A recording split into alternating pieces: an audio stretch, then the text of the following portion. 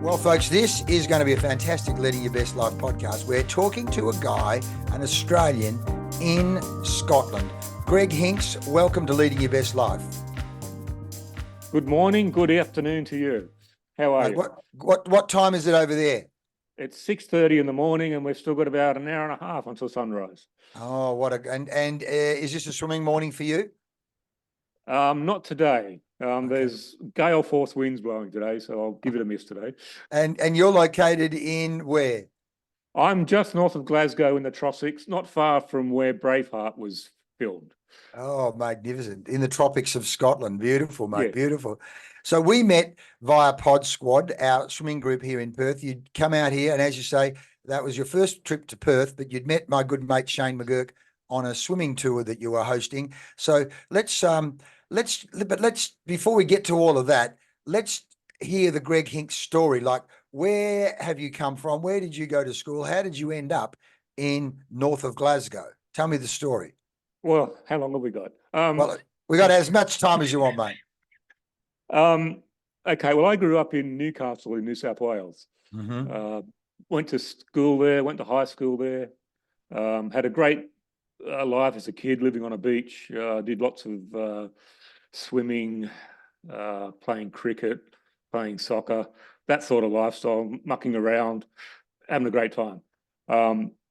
Then I met a lady, we got married.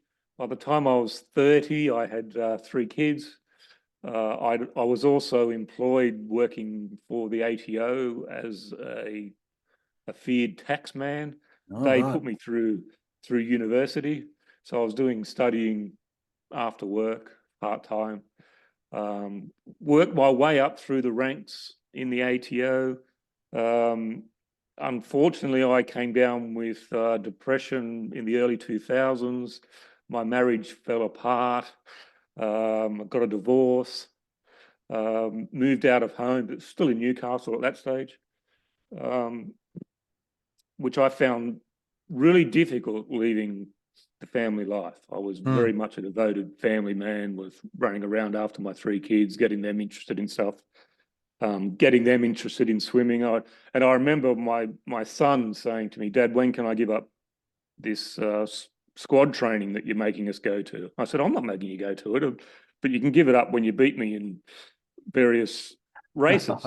So he started beating me in the races, and I said, "Yeah, but I can still beat you in 50 meter free." So it took him a while to catch me in the 50 meter free, but he finally did and gave it up. So then I met another lady, got married to her, and then I started exploring the world, which was something I always wanted to do. In 2009, I walked the Camino in France and Spain, which was an amazing experience for 5 weeks. Never knew anything about Spain, and was just blown away by the culture of this place. Then I moved to Sydney for work. And then in about 2013, they were offering redundancy programs. And I put my hand up for early redundancy on the basis that I'd been in the ATO for 30 years by that stage. I was getting a bit stale and needed a change. Wasn't expecting to get offered a redundancy because I thought I was too young.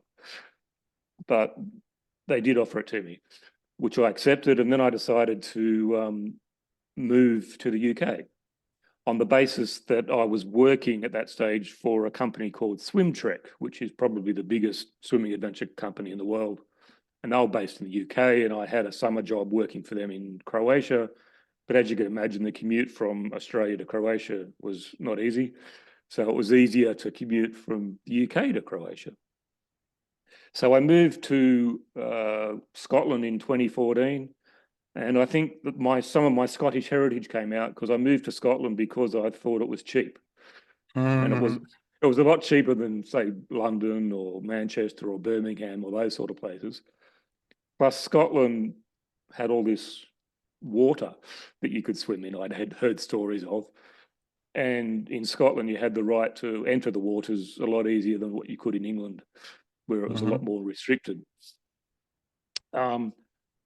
Of course, being from the east coast of New South Wales, the idea of cold water was about 15 degrees in the middle of a freezing cold winter patch, and you'd wear the wetsuit and think that you're a hero wearing the wetsuit for those 2 weeks of winter when it's cold enough for a wetsuit. And once I got to Scotland, I realised that 15 degrees was probably average temperature in the summertime in the freshwater lochs and in the sea, if you're lucky. So I started swimming in Scotland, caught up with some people on Facebook groups and made good friends, started doing longer swims, like 15, 16 kilometre swims down lochs, that sort of thing, wearing wetsuits. Wow. And some of my friends were crazy enough to go without wetsuits in the summer, and even a smaller number of them were brave enough to try it in the winter. And I thought I wanted another challenge, so I thought I'll try this non-wetsuit stuff, which is called skins here in the UK. Mm-hmm. So I started going skins in the summer, and then transitioning through to the winter, which took me about 2 winters to get to the stage where I was tolerating the cold. I wouldn't say I ever found it comfortable, but I tolerated it. And then I saw that one of my swimming buddies was competing in these ice swimming championships around the place, and she always came back with this buzz of stories about how great the comradeship was, and it was supportive and all this sort of stuff. For those of you in Australia, an ice swimming championship is when the water has to be under 5 degrees Celsius for it to be recognised as a ice swim. Wow. So I started competing, and all you're wearing is what you'd wear to pod squad. Just your bathers. Bathers, goggles and cap. That's it. Man. That's all you're allowed to wear. Skins indeed. So I started competing in that. And then I realised that there was an Australian record for the 1 kilometre ice swim held by a guy I knew quite well who lives in London. And he was just a slightly older than me, and I thought I might be able to beat that record. So I went to Northern Ireland and competed in the Irish Championships in 2019, and I missed his record by 2.5 seconds over a kilometre. So I was the third Australian to do a ice kilometre, which I was pretty proud of, and ranked number 2. And to this day, as of 2024, still ranked number 2, mainly because not many Australians have done an ice kilometre. My next goal was to do an ice mile, but I haven't quite managed to do that yet. I've had a few setbacks the last few winters, and haven't got that. Now, a lot of Australians have done an ice mile. About 30 Australians have done an ice mile, which is doing 1,600 metres. 1,600, yeah. In under 5 degrees Celsius, under the same rules, bathers, goggles and cap. So about 30 of them.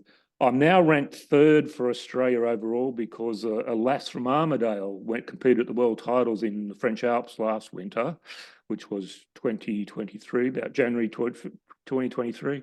And she beat our record by 3 minutes.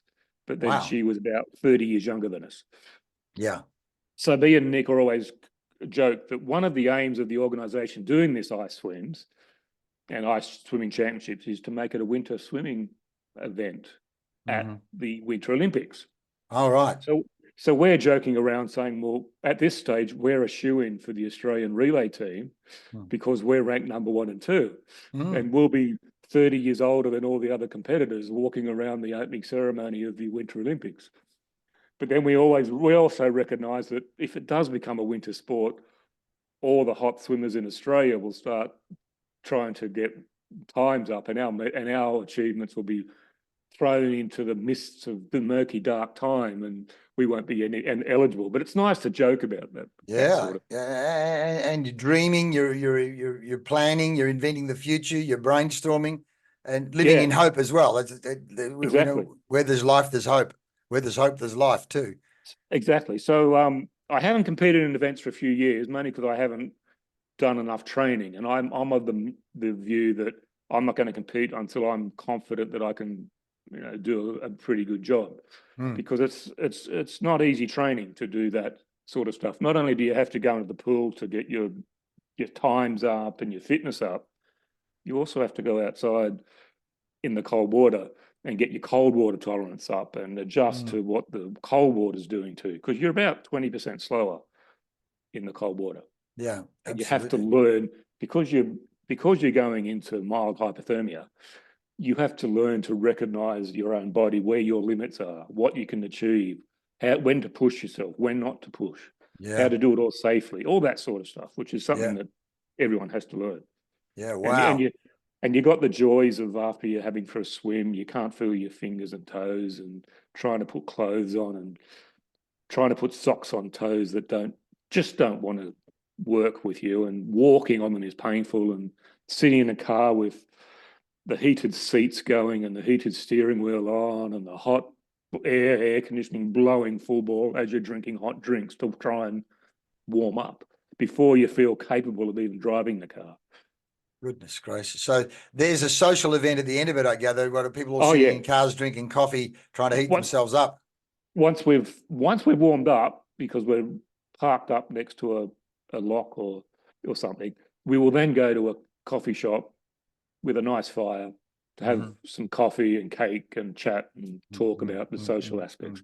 A bit like what you guys do at Pod Squad, except we're Yeah. not sitting on milk crates out the front of the coffee shop. Yeah, We're yeah. we're sitting on top of the fire to keep warm in 6 or 7 layers of clothing. Goodness gracious, what a world. And how many people are doing this with you on a daily or weekly basis, and how often do you do it?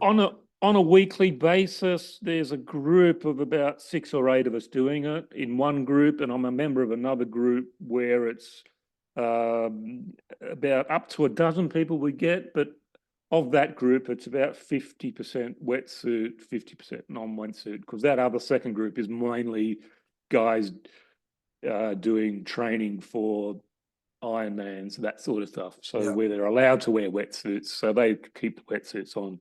Yep, yep. And in addition to that, I also do take people on retreat weekends, which you've seen some photos of. Yes. I do that about 5, 6 times a year, but that's in Wales, where my Okay. current partner lives and came Ah. from.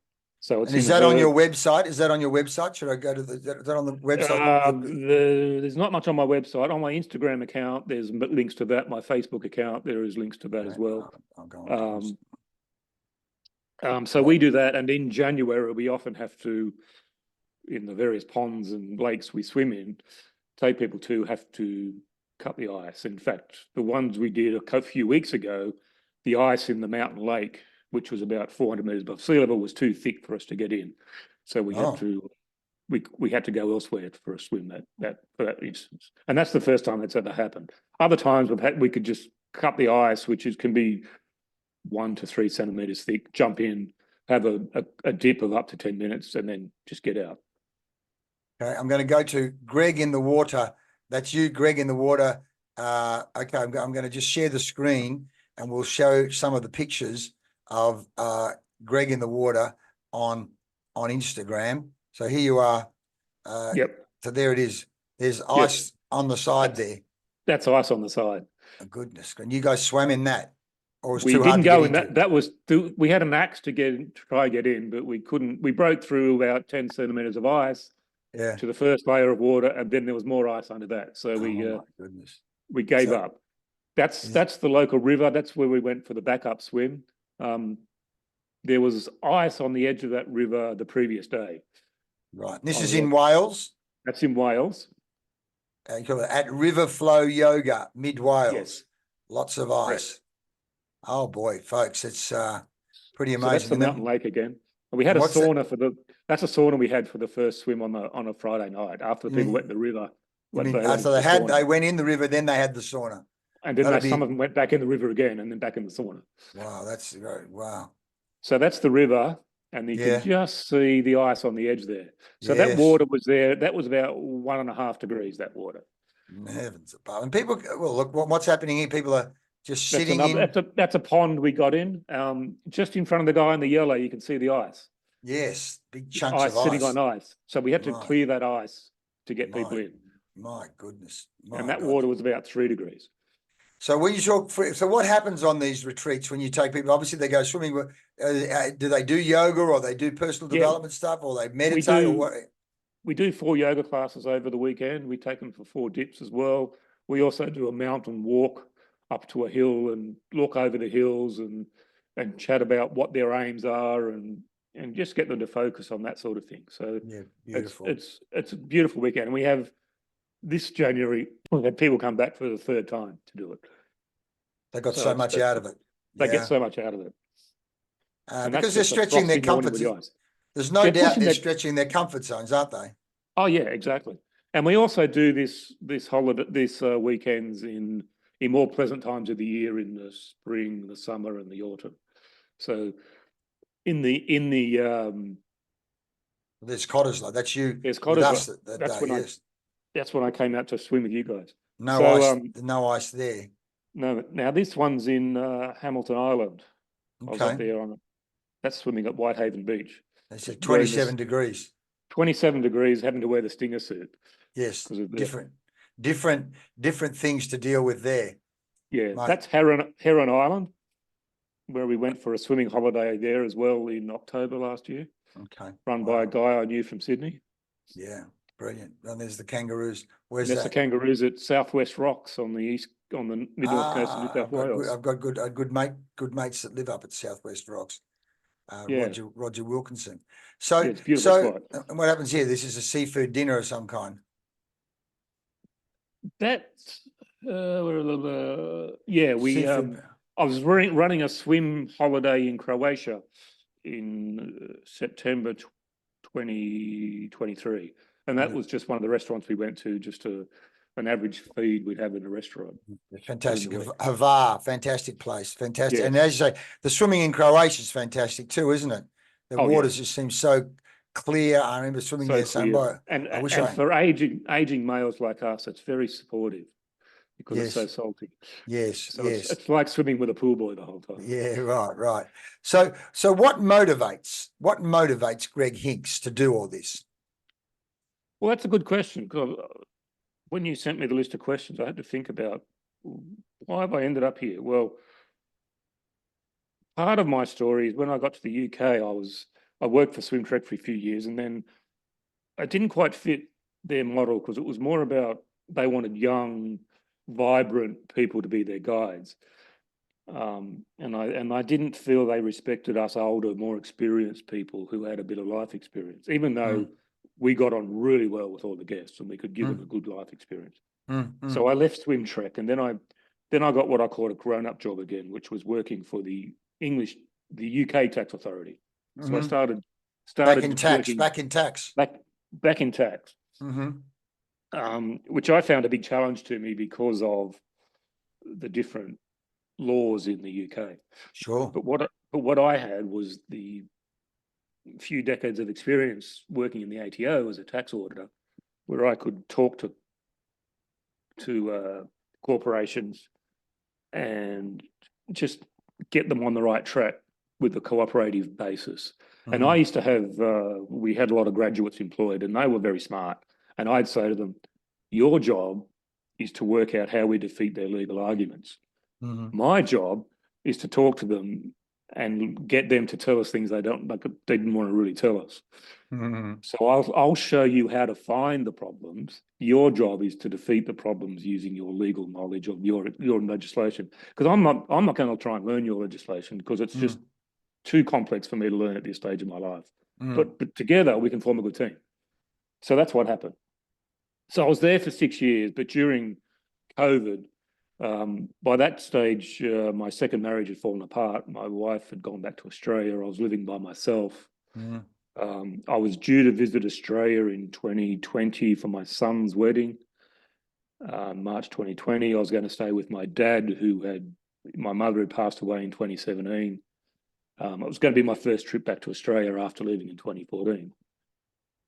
But unfortunately, the timing was bad, March 2020, and I never made it to Australia. My son's wedding was postponed for 3 months. My father took ill and passed away in late April 2020. So I missed his funeral. All this was all going on while I was still working for the UK tax authority. And you had no social support system. You had no social support system. So you're working from home. So depression, working from home. Chances are depression was beginning to creep back in at that point. Well, I was conscious of that, having got defeated depression 10 years earlier, 15 years earlier. I was very conscious of that. And with the COVID rules in the UK, they were very strict. So there was basically no human interaction face to face. I remember one of my pals who lived about half a mile away. There was a day they finally relaxed the rules where you're allowed to go to a local park and talk to somebody as long as you didn't get closer than 2 meters from them. So we went and sat in a park, sat on 2 park benches and just chatted to each other for an hour. And that was just like, oh, how good's this? So that was difficult. My current partner, by that stage, we'd formed a relationship, but we were socially interacting, video calls, that sort of stuff, plus all the stuff at work. But I found getting the work done really difficult. In about 2016, I'd started doing this open water coaching stuff as a hobby. Bits and pieces. I just make myself known to the local swimming community that I'm available for coaching on the basis that I knew a little bit about how to improve people's swimming, how to get them into the cold water, how to make them feel comfortable moving from a pool environment into these big, cold locks, freshwater locks in Scotland. So I started realising that I was doing okay with this sort of stuff, and people were quite happy with me doing that. So I decided that I would leave my full-time job and turn that hobby business into a full-time business. So that's what I did. I was also at that stage, I started in 2018 working for an organisation called Big Blue Swim, which do swimming adventure holidays exclusively in Greece. And that's where I met your good mate Shane. He brought a group over to Crete on one of their trips. So I started there in 2018. I'm still working for them in the summer, taking people on holidays in Greece, guiding them on trips. Beautiful. Which is a big contrast to Scotland. But it's a beautiful part of the world, and the Greek waters are fantastic as well. And the people we meet, the contacts we meet in the places we are. Are they called Big Blue Tours, did you say? Big Blue Swim. Blue Swim. I did look at that website because just some of the pictures are just so lovely. I mean, I'll share that. Yes. Yeah, people ask me about those pictures, saying, "Oh, they look enhanced." I said, "No, that's what it actually is like." Look at that. That's Greece. It's just so beautiful. It's amazing. And I remember going back in 2021 in the little village we use as a base in Crete. And the taxi from the airport dropped me off in the town square, and I was walking through to my hotel, which is about a 5-minute walk. It took me 20 minutes because every restaurant I passed, they'd say, "Come and have a drink now. It's great to see you." They treated you like family. Wow. So I found all that great. And now I'm working for Big Blue in the summer. I'm also doing some trips in Croatia for a week every summer on a yacht, where we stay on a yacht for the whole week and sail around the islands off Split, Var, Korčula, those sorts of islands, and just take people swimming and yachting, that sort of thing. Stunning. Well, they are. Again, I've been to those places and those islands and that whole environment, and they said that seafood kind of diet that is everything I love there. So that's fantastic. So coming back to what motivates you, and why do you do what you do? I mean, so what do I do? Well, for me, swimming has become like my third leg. And if I don't do enough swimming, I can feel that I'm not my full self. And for me, it was a lifeline during the COVID times. During COVID in Scotland, when they relaxed the rules slightly, they said, you can go out to exercise now, but please travel a reasonable distance only. Now, being Australian, I took that as, well, reasonable is like, what, 50, 60, 70 kilometres? You go that far to get a bottle of milk. So I was going to Loch Lomond for swimming with meeting friends there on a social basis.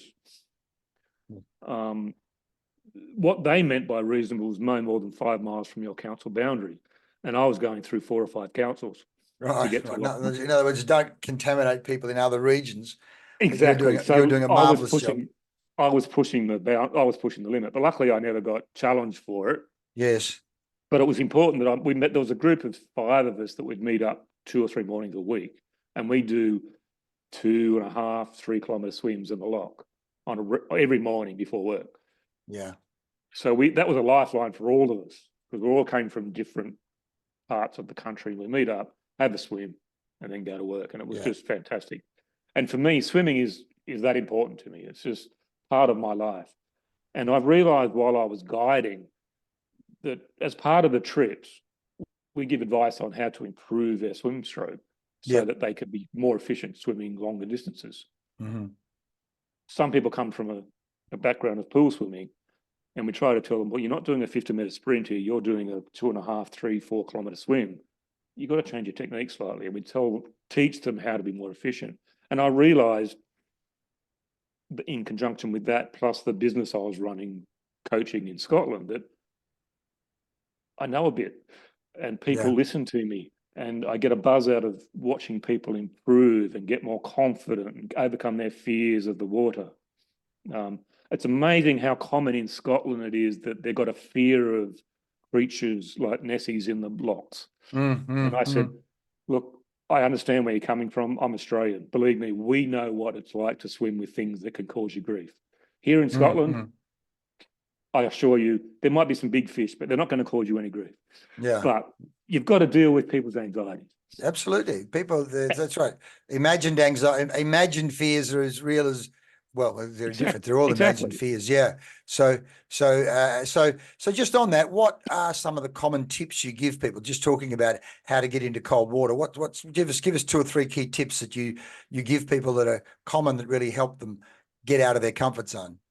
Get out of the comfort zone. I always tell them to take it slowly. Don't rush. I tell them it's going to be painful. I tell them there's an automatic response the body takes. I tell them what that response is. I tell them how to manage that. And tell them you've got to take your time with this. It's not something you can just jump in the water straight away. That is actually inherently dangerous to jump into cold water.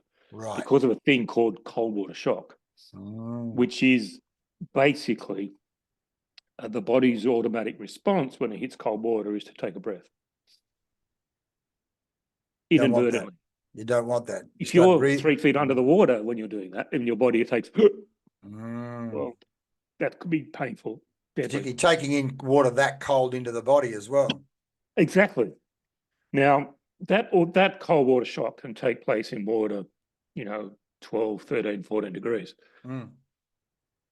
And I tell people it is painful. Believe me, I know, I understand. I'm Australian. When I just swim on, our group do a swim every New Year's Day, which is the middle of winter. Super cold, yeah. Super cold. And the first time I did it, I wore a wetsuit, and I saw all these people swimming without a wetsuit, swimming about 100 meters from shore, thinking, oh, they're going to die. It's too cold. The water's about 5 degrees. They're going to die. What are they doing? They're crazy. I went in and thought, oh, I'm great. I've lasted a huge 5 minutes or so because I wasn't wearing a watch. And I came out and I said to someone, how long was I in there? Oh, you were in there for 30 seconds. Goodness gracious.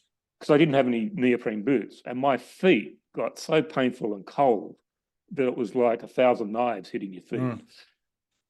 So I tell people what to expect, how to manage that process, and how to just take it regularly to get used to the cold water. Regular immersion, frequently. The more often you can do it, the better. And I tell people how to relax, how to enjoy it. And what's more, that once you've done it and you get out, you get this buzz. There's a real buzz that you get from it.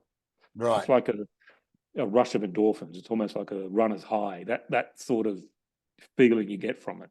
And that's one of the reasons you do it, because that feeling you at the end of it. Yes, exactly. And that sense of achievement, plus it makes you very much live in the moment, because you're concentrating so much on, I'm in a risky environment here, I've got to manage this. All the problems of your life at that time just disappear from your head. You haven't got time to worry about those sorts of things. Yes. You're worried about this thing called survival. Yes. Funny about that.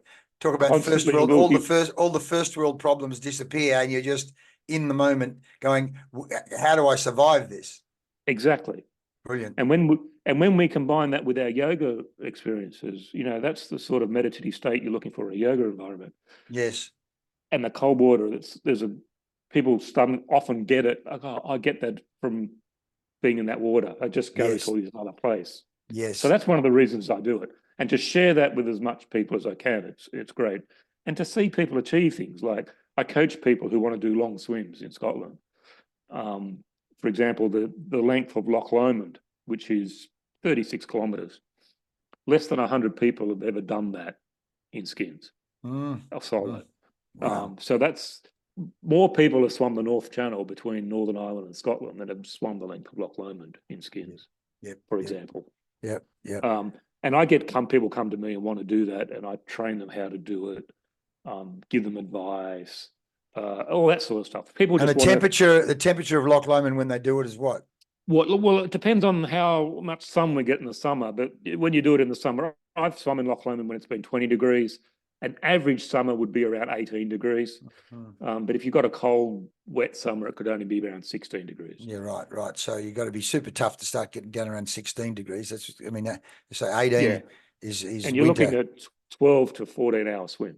Yes, it's a long time in the water. A long time in the Yes. water. So as you say, that vibe, and I know from Pod Squad, the energy of the group at the end of the swim is infectious. We say state is contagious. It's contagious positive energy. So I imagine there's something like that at the end of a cold swim with you guys as well. Is there? Absolutely. Absolutely. Yeah. We always joke that the swim is not the important part. It's the social interaction around the fire afterwards. Yes. Well, it just amazing. That's what I keep literally this morning. One of the young girls, Sophia Chavez, is about to go to England to be in the Cotswolds with her partner, and they're both swimmers and water polo players. So they immediately, her father came down this morning, and just the whole sense of community that we had. One of our own was leaving, but she immediately wanted to connect with other members of Pod Squad. So I put her in touch with you as well. She wanted to be in touch with people who are connected to us over in London and England and other places, because that sense of community and commonality and then again, Facebook and the social media, people love to stay in touch over that as well. The research shows that as well. I did a bit of work last year with a group called Meetings for Minds, and we're talking about the mental health benefits of cold water swimming and swimming. So there's as you say, the mental health benefits of being in the now and the meditation and the adrenaline and the serotonin and the dopamine that kicks in. But then they said the research showed that at least 50% of the benefit was the social interaction, as you say, and the sense of connection and community that comes afterwards. So it's quite beautiful. And I imagine some of that would go on your tours as well, the connections that people would build. People make friends for life on those sorts of tours. Yeah, it's beautiful. It's beautiful. Because most people come on those tours aren't in a big group like the group that Shane brought. They come as strangers. Yes. And they leave as friends. And you can see it happen. And even us as guides, we make friends with those sort of people. And I've got friends from all around the world now. I get Christmas cards from all around the world from people and they just say to me, when are you working this year? I want to come on one of your trips again. So where are you going to be? And that sort of stuff. Beautiful. So it's the social side of stuff is just incredible. And picking up on your point about the social aspect, here in the UK, it's just taken off since COVID. This what they call it here, wild swimming. Which for an Australian, you go, no, you're just going for a swim. What's this wild swimming stuff? We'll show you wild swimming, mate, in the middle of winter at Cottesloe or anywhere else when there's 3 or 4 meters or 5 meters of waves to get through before you get out the back. That's what we'll show you wild. Coming back to some of the questions, in terms of life-changing moments or life-changing conversations and mentors, when we're talking about leading your best life, we say often there are people or conversations you've had which trigger you. Can you recall 1 or 2 mentors or people that you have influenced you along your path, Greg, in terms of really, as we say, leading life by design? You've made conscious decisions. I note here I realized I needed to change. Have there been some mentoring conversations or people in particular that help you make key decisions in your life? There have, but when I saw that question, I thought about it, and some of the people who had the most influence on me, they weren't someone that I spent a lot of time with, Right. and they'd make such a throwaway comment to me. Like Mm. I remember, I was training for the Australian Masters Games held in Newcastle in the late 90s, and my coach was Donna Proctor, Mhm. who was, for those who aren't swimming, she was a middle distance swimmer for Australia, probably in the 80s and 90s. I think 800 meters was her forte. She Mhm. swam at world titles, Olympics, that sort of stuff. And there was an older lady in the squad. And at that stage, I was a sprinter. Anything more than 200 meters, I'd say, "No, go away. I can't do more than 200 meters in a race. You got to be kidding." Mm. And she looked at me after about 3 or 4 months of squad training. She said, "Greg, I think you'd be a better long distance swimmer." Wow. And I went, "What are you talking about? 200 meters, that's it. Even when we do the 400-meter warm-up set, I don't like that. I love the interval training of 50 meters, 100-meter sets, but the longer ones, no." And that just sat in my brain. And it's when I got to Scotland that I realised, hey, I prefer swimming these longer swims. I prefer doing these 2, 3, 4, 5, 6, 7, 8K swims, Yeah. just to get that meditative state Yes. Yes. The of meditative that, state. and giving yourself a goal, and the sense of swimming a length of a loch in Scotland of various lengths. It's an amazing sense of achievement. I've just swum from one end of a loch to another. It might only be 6, 7 kilometers, but you've done it. Yeah. And it's to give you that sense of achievement. And then I realized that, well, as I've got older, yeah, my technique and my stroke is more suited for distance swimming. So she And was right. she was right. And I didn't realize it at the time, but it took me a while for myself to catch up to what she'd seen. Yeah. Yeah. Brilliant. And as you say, it was a seed she planted in your brain, and it sat and sat and sat. Yes, And it was one line. exactly. And in respect of other mentors, because when I was in the ATO, I was a leader, I was a team leader, helping other people develop their careers. I used to look back on previous bosses I'd had in my career and people who had influenced me, and picked out bits and pieces from everyone, even the ones I didn't like very much, just to think, well, what can I do to help people? And I started to build a style of my own, which was giving people the room to grow, encouraging them, giving them the support, challenging them to push themselves, but knowing that I've had their back and I'd support them if they're doing something for the right reasons and they make a mistake. Well, to put an analogy, crap happens, doesn't it? Yeah. But you learn more from your mistakes. Yes. Yes. Rather than being risk averse. Yes. So I'd support them. And I thought, I'm just being myself. I'm just treating people as I'd like to be treated. But I keep getting feedback from these people saying, you're one of the best bosses I've ever had. What I want to stay in your team forever, all this sort of stuff. And I started thinking, oh, maybe I can be a bit of a mentor type leader. So that's what I've seemed to do. And now when I've got into coaching, where most of it's 1-to-1 or 1-to-2 or 3, it's a mentoring role. It's not only you're giving them skills, you're also giving them confidence, you're giving them self-belief, all that sort of stuff, giving them a program. And I realized that I've picked up a thing or two about this swimming business over the years with various coaches I've had. Yeah. And I can impart that to other people and give them confidence. And as soon as they realize that they're improving and they're getting better at what they do, they think you're almost a godlike person because you've managed to do that for them. Yeah. Yeah. So it's nice to see people develop. Like I had a 72-year-old lady who, there's a group that meets at one of our local locks every Monday. And she was born and bred in South Africa. But she moved back to the UK because her husband was British. And her daughter swam a lot. But mum would go in, just go up to her waist and just paddle around. And the daughter came up to me and says, can you teach mum to swim? So I said, yeah, I can do that. She was 72. She was scared of the cold water, scared of the dark water because you can only see 2 or 3 meters on a good day in the locks because it's so dark. Oh, gee. dark and Right. peaty. Yep. I'm now referred to her by her as her Australian swim coach, because I've got Fantastic. her now swimming, so she can now swim, and she goes in and swims. So Beautiful, mate. What, and that's the sense of achievement you get as well from that, I imagine. Yeah. oh yeah, absolutely. And just helping people achieve their goals and giving them the confidence. And on the swim trips, you see people improve, Yeah. Yeah. even on the Even swim trips over the course in a of 4 week. or 5 days a week. Yeah. Yeah, yeah. Fantastic. Because the advantage on those trips, you haven't got 50 meters to do, or more common here in the UK, 25 meters to practice. Yeah. You've got a few kilometers to practice. So they Yes. get a chance to really get the technique going, and they can really feel it. And So, into the rhythm as well. yes. So just on that, what does a day in your life look like, Greg? What, to give me the average day? What time do you wake up, and what does your day look like? Well, it depends on the time of year.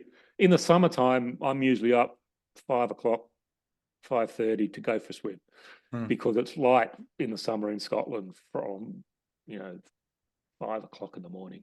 And it's the morning's the best time to go for a swim. It's less crowded, the roads are less busy, there's less wind usually, and the locks are stunningly smooth at that time of morning, less people around.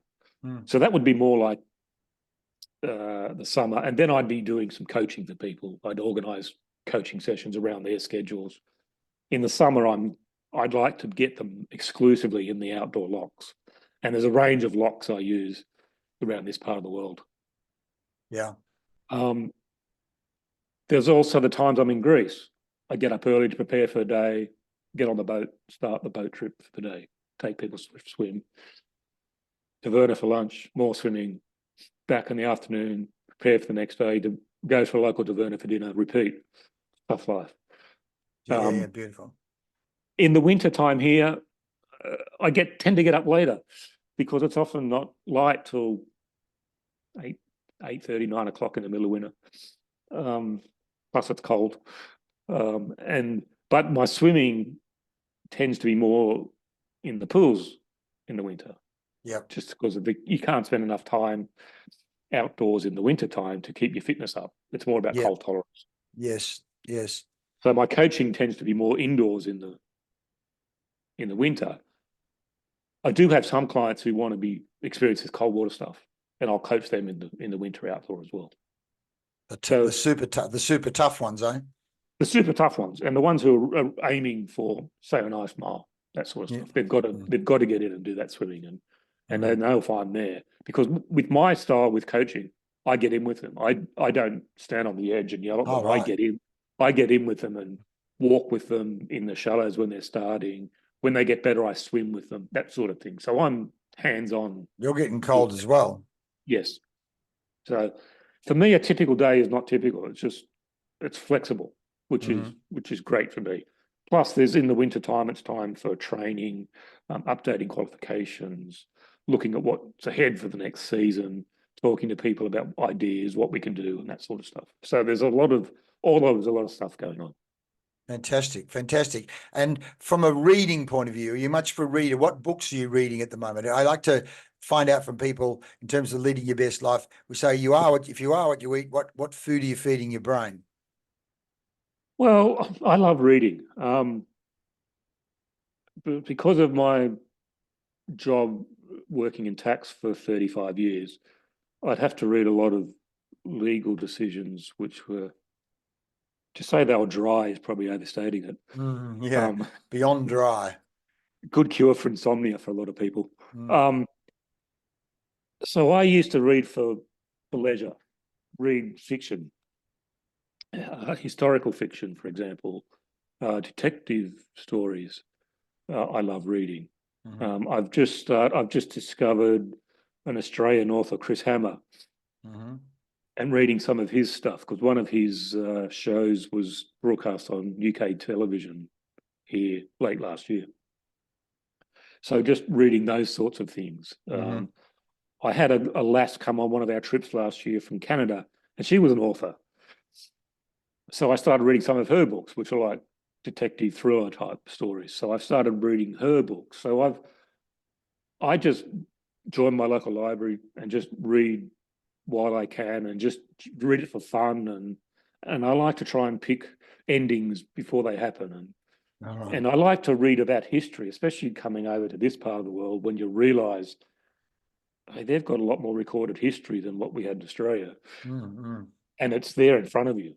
Like, Yes. for example, you see Stirling Castle when I drive down to Stirling, which is about a 20-minute drive from where I stay. And you think, oh, yeah, that was the home of the Scottish kings up to the 1600s. Oh, this is where Braveheart had his battle with the English invaders. And just reading and learning about these sorts of things. Just about a half a mile from where I live, there's the remains of a Roman fort that was built there in the 1st century AD by the Romans when they came to the UK. Amazing. Yeah. And you just look at it and think, how did they survive in this climate year round? Yeah. They had no central heating. No, that's right. No heating then.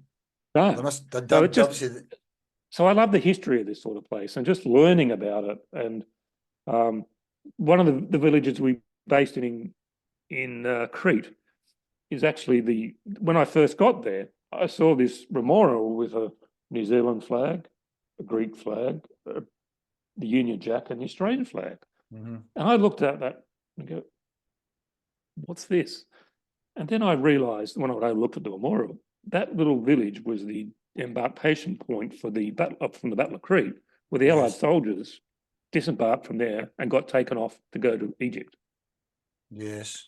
So a lot of Australians use that village to escape. Well, that's Prevelly Park in Margaret River.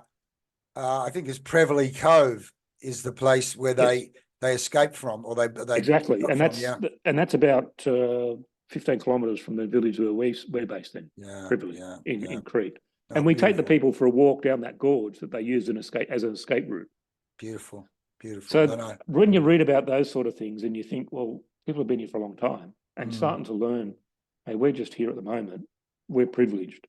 Yes. I like to learn about what people did in the past. And you think, how do they survive? Like there's a little village we go to on that trip. There's only people there in the summer now.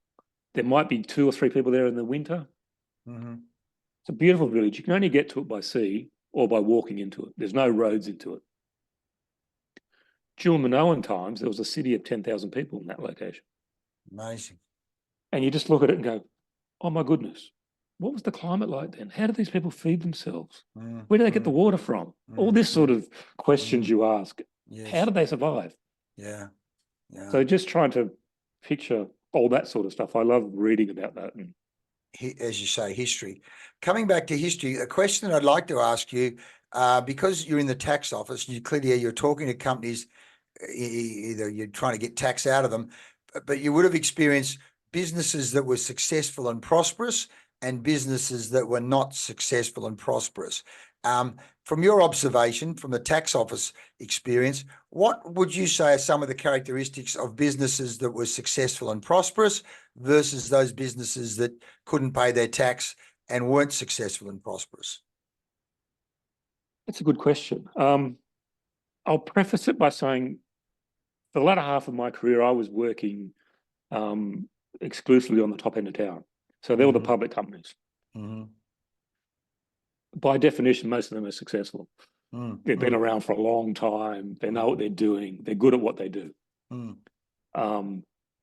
If they got into trouble, I wouldn't deal with them per se because they'd fall off the radar and someone else has to deal with it. I'm looking at the ones who are paying their tax or choosing to take positions that to try and reduce their tax. So the law is not black or white, it's shades of grey. And for tax law, it's shades of grey personified. And it's the interpretation of the law. So it was for us as a organisation and for the large businesses, they started realising the most successful ones were the ones that were managing risk the best. And one of the risks they had was the taxman coming along and creating problems for them. So the best ones would realise, well, we don't want to be putting ourselves in that position in the first place. Okay, we might be able to come up with some arrangement where we might save 50 million Australian dollars tax, but is it worth the potential aggravation of an expensive audit and lawyers and court cases? What do we want to do? And the better ones would say, we're not going to worth it to us for our bottom line. It's best for us to be managing it and just cooperating. You might pay a bit more tax, but we're managing the risk better. Yeah, and have less potential group. Yeah. Some, of course, were willing to push the envelope. Yes, yes. That was, and in their business, with this one particular one I was working with, that was very obvious from their corporate pushing the envelope in everything they did. Yeah. And they were very successful. A lot of people got very good careers out of that, got paid very well for pushing that envelope. So tax was just another thing they pushed on.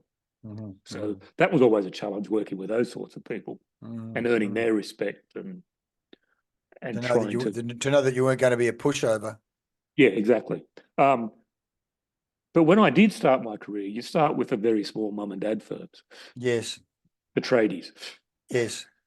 And you could see the ones that were going to succeed. The ones, and it wasn't always the best tradesmen that succeed.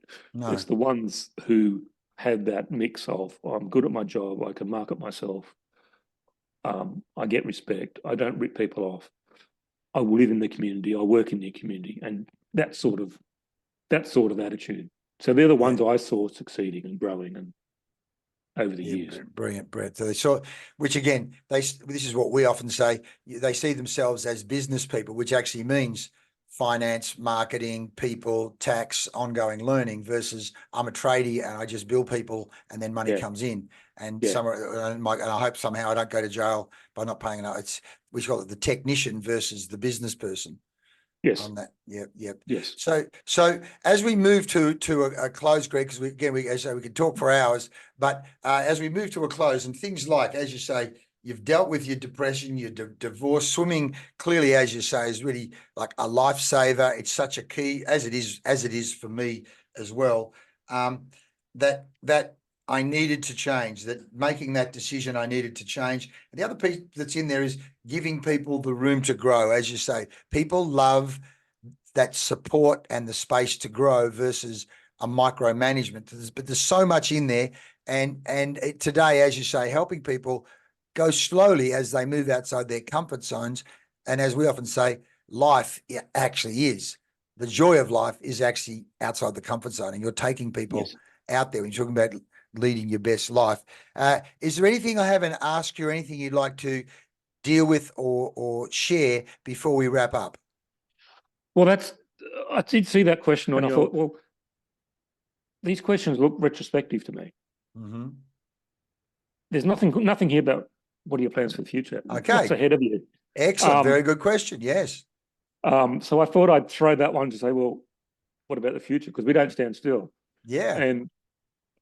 And I thought, well, for me, my next thing is starting these adventure tours that I do in Croatia and Greece, starting them up in Scotland. That's my next aim. And I'm trying to put things in place to do that in my local area, to bring people from around the world to my local area and share that with them. Plus, of course, there's the constant battle with Father Time. As we get more mature, we realise that we're not 25 years old anymore, and the body sometimes has to be nurtured and cared for more. So taking that time out to do that, and there's other things like, I remember standing at Cottesloe Beach and looking over at Rottnest Island and going, maybe one day I might swim that. It doesn't really look that far, even though it's how far it is. You think, maybe one day, and just leaving that there and just think, I can do that. And I've also got an aim to swim the length of Loch Lomond myself as a solo swim in skis. Wow, mate. But that would mean I'd have to find about 2 years worth of training to get up to that. What did you say? 36K, was it? 36K. 36K. So that's like Rottnest is 19.7. So it's another pretty much 16K on from that. Yes. That's a big swim. That's a very big swim. So that's something I've got, because there's an organisation that do a swim race there every second year. And I've realised that if I do it using their rules, which are what I do it as, I'd be the oldest person to have done it. So just to think, well, if I'm the oldest person who can do it, It's something to aim for. So it's just something it's in the back of my mind. I have done the 3 stages wearing a wetsuit on 3 different weekends, swam with people, Yep. 12, Yep. 13 Ks each time. Yep. Yep. But there's in the back, I remember one day I was training with a guy who was doing that race down the lock. And I was training with him by swimming. We did halfway. And the boat I had with me, they said, Greg, you look fresh as a daisy. Why don't you keep going? We'll take you all the way to the end. And I said, well, a couple of reasons. A, I've run out of food. And B, I've left my car just here at the halfway mark. So I didn't do it. Wow. It's one of my regrets that maybe I should have. Well, I can tell just kept going. That seems like the very thought that your coach put in your head. It sounds like it's in there, like a little burr under the saddle. It's going to chip away. And I can see in a year or two's time whether you're going to be swimming Rottnest or swimming that or both. Rottnest could be a training swim for your Loch Lomond swim. Yeah, I might do a 2-way. Yeah, well, there's another option, mate. Greg, thank you so much for your time today, mate. Fantastic. And folks, you want to get in contact with Greg, then did I share that, Greg, in the water website? I'll just do that now just so that we know that it's there. It's all there. Go to his website, Greg in the Water, Glasgow Open Water Swimming Coach. It's all there. Look at all his qualifications there. You can see he's passionate about swimming. He loves people going out of their comfort zone. So if you're in the UK or you're thinking of going, and as you say, Greg, you're looking to take people and share with them the joys of swimming in water in Scotland. And I'm sure somewhere along the line, there'll be bagpipes and kilts and a few other things as well. Yeah, if people are coming from from Perth over this part of the world, visiting Edinburgh or Glasgow, or Edinburgh's only an hour away from where I am. So right. I can show people some amazing swimming. There's amazing locations here to swim year round. Brilliant. Well, I'll be sharing this with our 500 people on our Pod Squad group, plus it'll be on Spotify and YouTube and a whole range of places, Greg. And I look forward to staying in touch with you, mate. And I look forward to you continue to share some of those photos you have been, which I then put on our Pod Squad app, whether it be the ice or Croatia or Greece or wherever you happen to be. Greg, thanks so much for your time today, mate. And keep leading your best life and keep helping others lead their best life as well. Okay. Great to meet you, Leigh, and thanks for making me so welcome at Pod Squad when I came and visited. It was fantastic. So great to catch up with you. All right. All the best. See ya. Bye.